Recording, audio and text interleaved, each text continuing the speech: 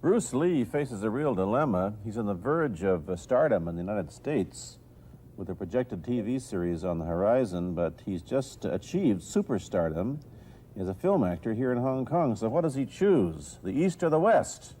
It's the kind of problem most budding movie actors would welcome. Play in Mandarin movies if you don't even speak Mandarin. How do you do that? Well, first of all, I speak only Cantonese. Yeah.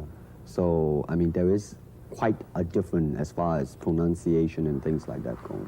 So somebody else's voice is used, right? For Definitely, you? definitely. You just make the words. Doesn't that sound strange when you go to the movies, especially in Hong Kong, in your own town, and you see yourself with somebody else's voice?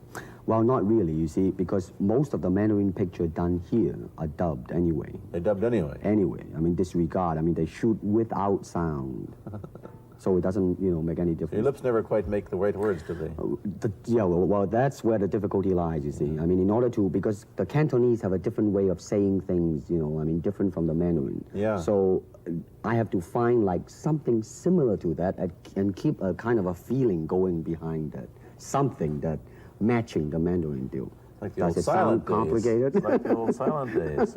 But I gather in the movies made here, the dialogue is pretty stilted anyway. Yeah, I agree with you. I mean, see, to me, a motion picture is motion. Yeah. I mean, you got to keep the dialogue down to the minimum. Did you look at many Mandarin movies before you started playing in the first one? Yes. What did you think of them when you saw them? Quality-wise, I mean, I have to admit that it's not quite up to the standard. However, it is growing, and it is getting higher and higher and going toward that standard, that what I would term quality. They say the secret of your success in that movie, The Big Boss, which was such a success here and rocketed you to stardom in Asia, was that you did your own fighting. As an expert in the various martial arts in China, what did you think of the fighting that you saw in the movies that you studied before you became a star?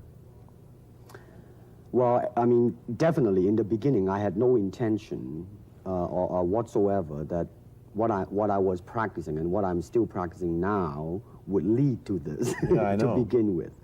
But martial art has a very, very deep meaning as far as my life is concerned, because as an actor, as a martial artist, as a human being, all these I have learned from martial art. Maybe for our audience who doesn't know what it means, you might explain exactly what you mean by martial art. Right.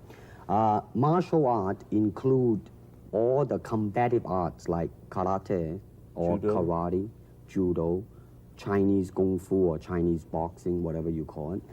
All those. You see, like Aikido, Korean, I can go on and on and on. But it's a combative form of fighting. I mean, it's not, some of them became sport, but some of them are still not. I mean, they use, for instance, kicking to the groin, jabbing fingers at the eyes, and things like that. No wonder you're successful in the Chinese movies. They're full of this kind of action anyway. They needed a guy like you could... Violence, man. So you didn't have to use a double when you moved into the motion picture world here. You did it all yourself. Right. Can you break 5 or 6 pieces of wood with your hand or your foot? I'll probably break my hand and foot. But tell me a little bit...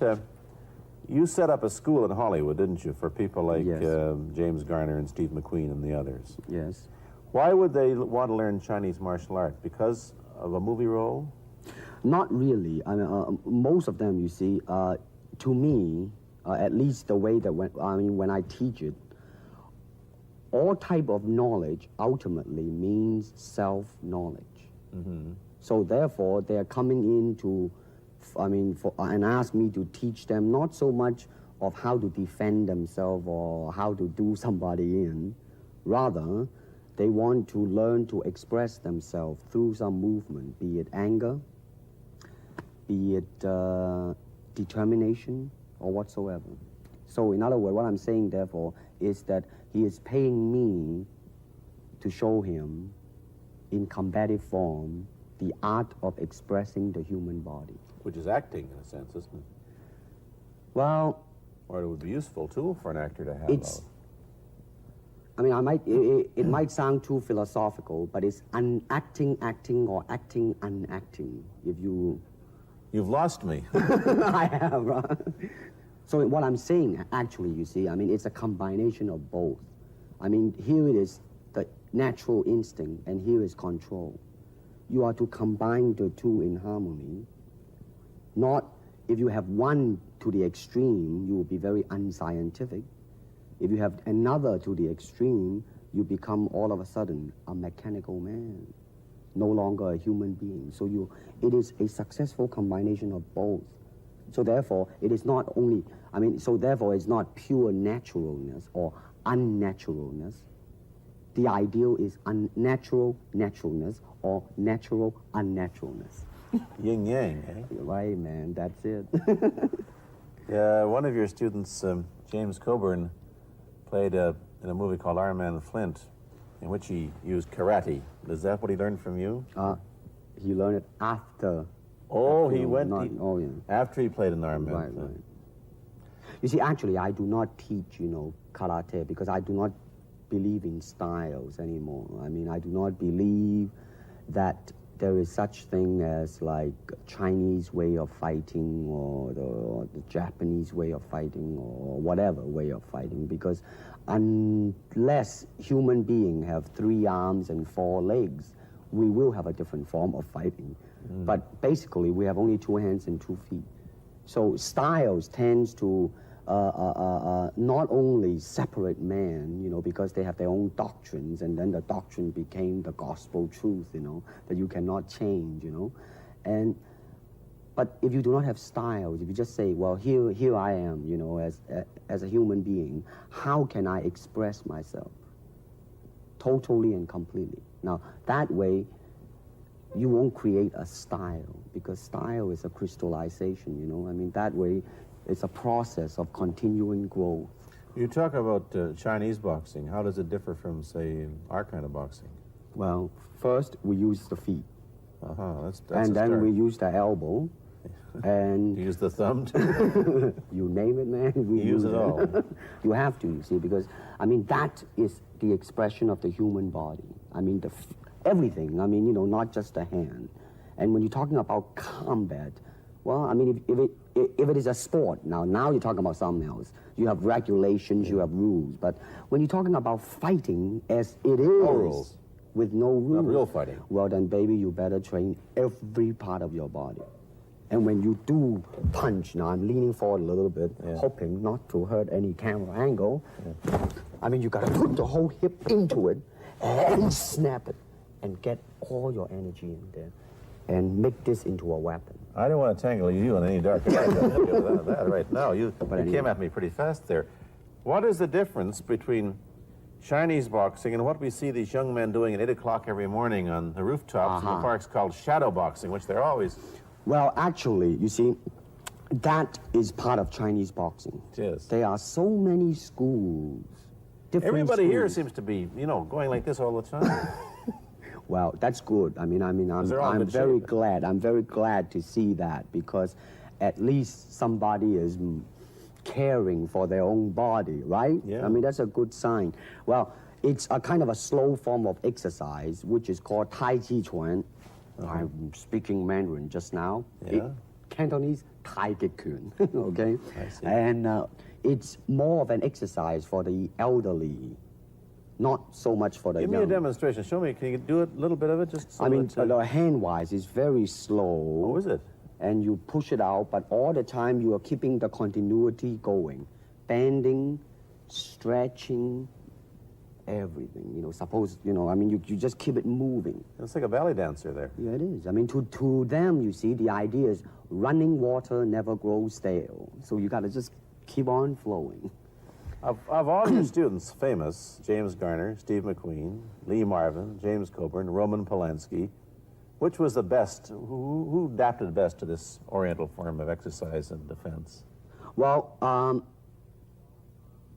depending, okay? Now, as a fighter, Steve McQueen, now, he is good in that department because that son of a gun got the toughness in him. Yeah. I see it on the screen. I mean, he would say, all right, baby, here I am, man. you know, and he'll do it. Yeah. Now, James Coburn is a peace-loving man, I met him. right? I mean, Yeah. you've met him. I mean, he's really, really nice. I mean, Yeah. super mellow and all that. I He mean, you is, know, yeah. I mean, now he appreciates the philosophical part of it. Therefore, his understanding of it is deeper than Steve. So it's really hard to say. You see what I'm saying Yeah. now? I see. I mean, each one's I mean, it's different. So that's, I mean, depending on what you see in it. Interesting that we don't, in our world, and haven't since the days of the Greeks who did, combine philosophy and art with sport. But quite clearly, the Oriental attitude is that the three are facets of the same things. Man, listen, you see, really, to me, okay, to me, ultimately, martial art means honestly expressing yourself. Now, it is very difficult to do. I mean, it is easy for me to put on a show and be cocky, Yeah. and be flooded with a cocky feeling and then feel like pretty cool and all that. Or I can make all kinds of phony things, you see what I mean, blinded by it. Or I can show you some really fancy movement. But to express oneself honestly, not lying to oneself, and to express myself honestly, now that, my friend, is very hard to do. And you have to train. You have to keep your reflexes so that when you want it, it's there. When you want to move, you're moving. And when you move, you are determined to move. Not taking 1 inch, not anything less than that. If I want to punch, I'm going to do it, man, and I'm going to do it, you see. So, I mean, so that is the type of thing you have to train yourself into it, to become one with the, you think? Yeah, this is very un-Western, this attitude. I want to ask you about your movie and TV career, but first we'll take a break. Then I'll be back with Bruce Lee.